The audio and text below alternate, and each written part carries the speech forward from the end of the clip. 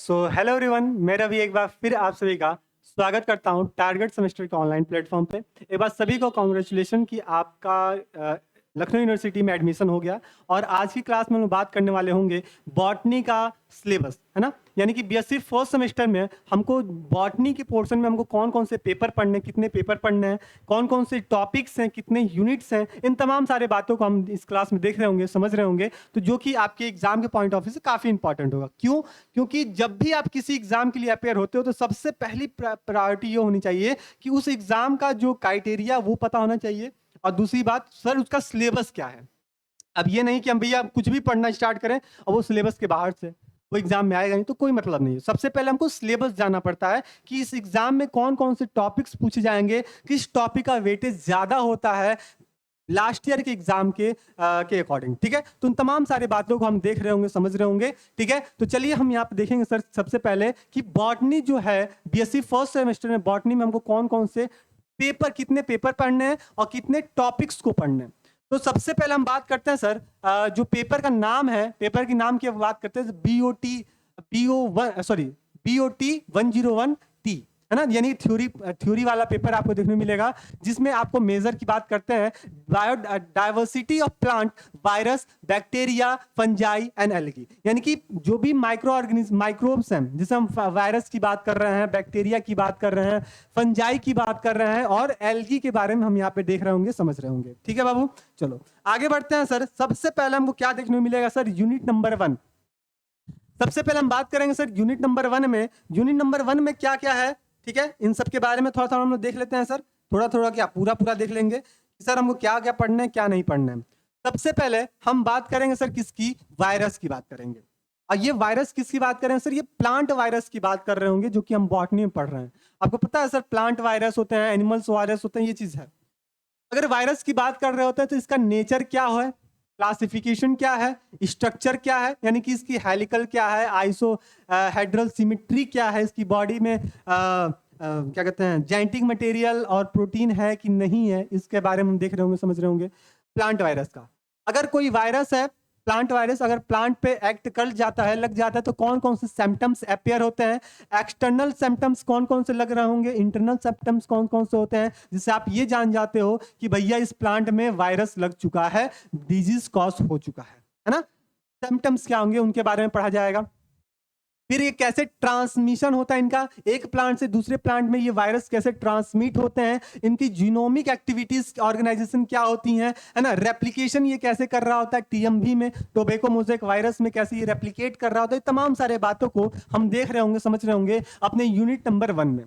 साथ ही साथ इसी यूनिट में हम लोग बात करेंगे सर टेक्निक्स की, प्लांट वायरोलॉजी में, है ना। प्लांट को कैसे हम कल्चर कर सकते हैं, कैसे उसको डिजीज, प्लांट को डिजीज फ्री कर सकते हैं वायरस से। ये अलग अलग टाइप के टेक्निक्स, इंस्ट्रूमेंट्स का हम यहाँ पे जिक्र कर रहे होंगे, पढ़ रहे होंगे, समझ रहे होंगे, जो कि आपके एग्जाम के लिए काफी इंपॉर्टेंट रोल प्ले करता है, आपका ये पहला वाला पार्ट। इसी तरह हम बात करेंगे सर क्या, यूनिट नंबर 2 की। यूनिट नंबर 2 की बात करेंगे तो इसमें हम सेल का स्ट्रक्चर की बात करेंगे, फंक्शन की बात करेंगे, प्रोकैरियोट्स की। ये वही प्रोकैरियोट्स है जिसको हम बैक्टीरिया और आर्की बैक्टीरिया के फॉर्म में जानते हैं। तो बैक्टीरिया का और सेल ऑर्गेनाइजेशन कैसा है ना, इसकी एक्टिविटीज कैसी होती हैं, मेटाबॉलिक एक्टिविटीज कैसी होती हैं, इसका स्ट्रक्चर कैसा होता है, इसका फंक्शन क्या होता है, इनके बारे में हम इंट्रो पार्ट देख रहे होंगे, समझ रहे होंगे प्रोकैरियोटिक सेल में।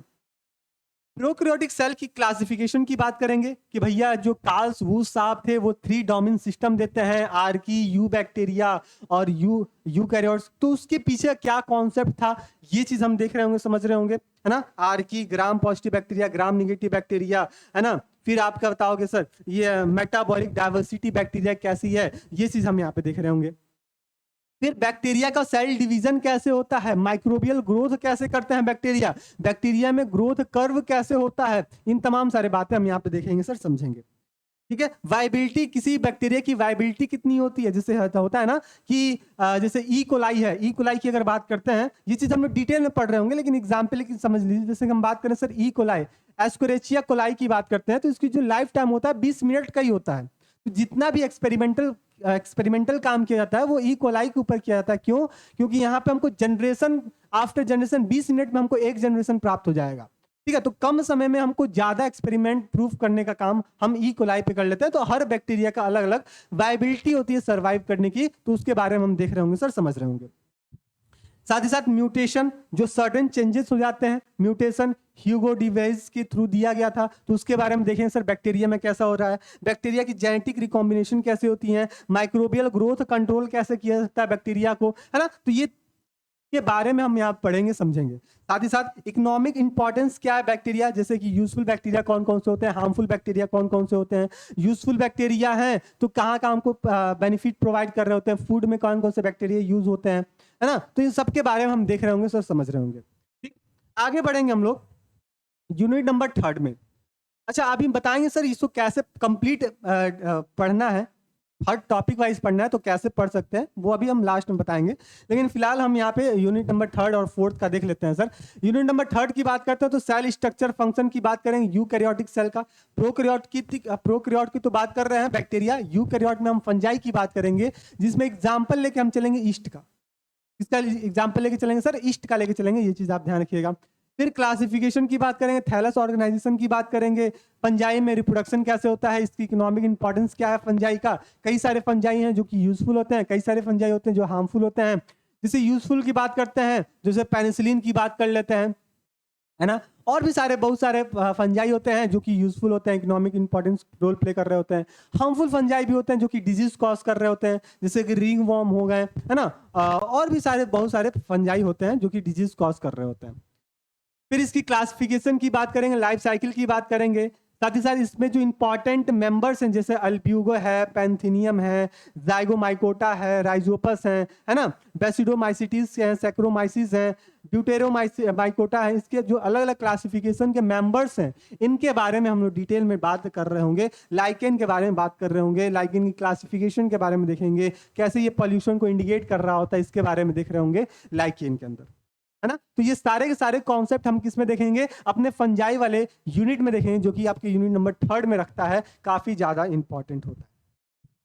ठीक है, तो ये चीज आप यहाँ पे ध्यान रखिएगा। इसी तरह यूनिट नंबर 4 की बात करते हैं तो 4 में हम मेनली एल्गीज के बारे में बात कर रहे होते हैं। ठीक है, जनरल फीचर्स के बारे में बात करें, थैलस ऑर्गेनाइजेशन की बात करेंगे, algae classification, ultra structure eukaryotic algae के सेल के बारे में बात कर रहे होंगे, साइनोबैक्टीरियल सेल जिसको बीजीए कहते हैं, ब्लू ग्रीन एल्गी कहते हैं, तो इसके बारे में हम लोग डिटेल में डिस्कस कर रहे होंगे। इकोनॉमिक इंपॉर्टेंस एल्गी के क्या क्या है, इनके बारे में भी हम यहाँ पे देख रहे होंगे, है ना। कुछ कैरेक्टर है, लाइफ साइकिल है, जो एक कंप्लीट मेंबर्स है, उनके बारे में देखेंगे। क्या इस पे माइक्रोसिस्टिस हो गया, ऑसिलेटोरिया हो गया, क्लेडोफाइट्स का जैसे वॉल्वॉक्स हो गए, नॉस्टॉक्स हो गए, है ना, कारा हो गए, उडोगोनियम हो गए, वाउचेरिया हो गए, तो ये सब के बारे में हम डिटेल में देख रहे होंगे, सर समझ रहे होंगे। सर अब कैसे पढ़ेंगे, यहाँ तक तो बात क्लियर हो गया सर। आपका एक पेपर पढ़ने को मिलेगा और जो दूसरा पेपर होगा आपका इसी का प्रैक्टिकल होगा, ठीक है, जो कि आपको कॉलेज और यूनिवर्सिटीज में बकायदे फॉर्म में इसको कराया जाता है, दिखाया जाता है। तो ये जो पीडीएफ है आपको भी प्रोवाइड हो जाएगा, ये प्रैक्टिकल वाला पोर्शन है, ठीक है। तो इसमें भी आपको हर टॉपिक का अलग अलग आपको प्रैक्टिकल देखने को मिल जाएगा। एल्गी का मेंबर्स के बारे में, जैसे साइनोनॉस्टॉक्स के बारे में पढ़ना होगा, वॉल्वॉक्स के बारे में पढ़ना, वाउचेरिया हो गया, सरगासम हो गया, पॉलीफोरिया हो गया, इसके बारे में पढ़ना होगा, समझना होगा, ठीक है। अब हम मेन मुद्दे की बात करेंगे सर। अब इसको हम कैसे पढ़ सकते हैं, कैसे समझ सकते हैं, तो इसके लिए आपको एक बैच से रजिस्टर्ड हो जाइए, जिसका नाम होगा सर सारथी बैच। लेकिन ध्यान दीजिएगा, जब भी आप सारथी बैच से रजिस्टर्ड होइएगा तो वहां पे जो उसका जो बैनर होगा, वहां पे LU BSc फर्स्ट सेमेस्टर के जो नाम से होगा, उसी को परचेस कीजिएगा, है ना। एक होगा सर BSc फर्स्ट सेमेस्टर, एक होगा sir LU BSc first semester. तो आप LU के स्टूडेंट हो तो LU का ही आप बैच यहाँ पे लीजिएगा, मैक्स श्योर करके, ठीक है। अब इस बैच में आपको क्या क्या मिल रहा होगा, तो आपको सब्जेक्ट की बात करते हैं तो फिजिक्स मिल जाएगा, केमिस्ट्री मिल जाएगा, जूलॉजी मिल जाएंगे, है ना, बॉटनी मिल जाएगा और मैथ्स मिल जाएगा। यानी कि सभी कॉम्बो आपको इसी सारथी बैच में देखने को मिल जाएगा, केमिस्ट्री, जूलॉजी, बॉटनी, ठीक है।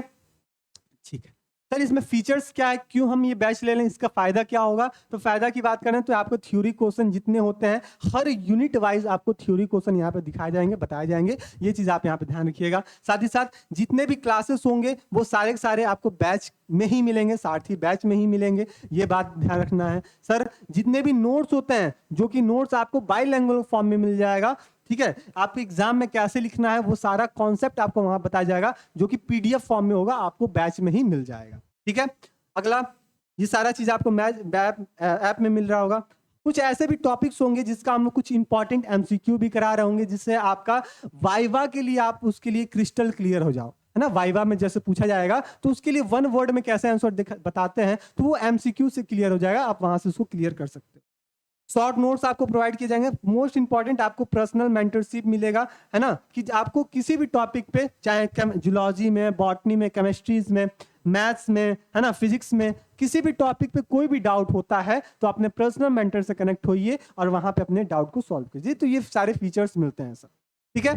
प्राइस की बात कर लेते हैं सर, 599, लेकिन अभी के लिए अभी आप यूज कीजिएगा एक कूपन कोड जिसका नाम होगा सर क्या, जिसका नाम होगा फ्रीडम 15, ना, आपको ऑलरेडी पता है सर, फ्रीडम 15, जो कि बिना स्पेस का यूज कीजिएगा, बिना स्पेस का यूज कीजिएगा, आपको 15% का डिस्काउंट हो जाएगा 20 अगस्त से पहले, ठीक है। ये आपको पहले भी हम लोग ओरिएंटेशन क्लास में बताया गया था सर के थ्रू, तो ये चीज ध्यान रखिएगा। सबसे पहले आई होप कि सबके मोबाइल में टारगेट गुरुकुल ऐप होगा, नहीं है डाउनलोड कीजिए, वहां से टारगेट सेमेस्टर पे आइए, और सेमेस्टर में आने पर आप LU BSc फर्स्ट सेमेस्टर का जो बैच होगा उसको आप परचेज कर लीजिए 15% का डिस्काउंट लेके, अदरवाइज आपका ये प्राइस बढ़ जाएगा तो फिर कोई मतलब नहीं है, ठीक है।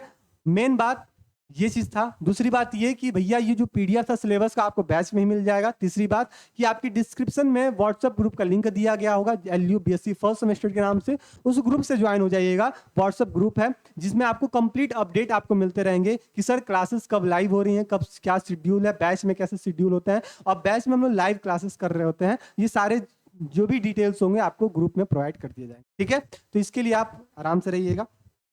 तो आई होप कि सिलेबस आपको समझ में आ गया होगा, जूलॉजी का भी, केमिस्ट्री का भी और बॉटनी का भी। सर हमको क्या क्या पढ़ने हैं, कितने पेपर पढ़ने हैं, कितने टॉपिक्स पढ़ने हैं और कहाँ से इंपॉर्टेंट क्वेश्चन अराइज होता है, ये सारा चीज हम लोग डिस्कस कर लिया। चलिए हम मिलते हैं हम लोग नेक्स्ट क्लास में, अपने यूनिट नंबर 1 वाली क्लास में, ठीक है। तब तक के लिए स्टे रहिएगा, मस्त रहिएगा, अपने तैयारी को और मजबूत करते रहिए। धन्यवाद।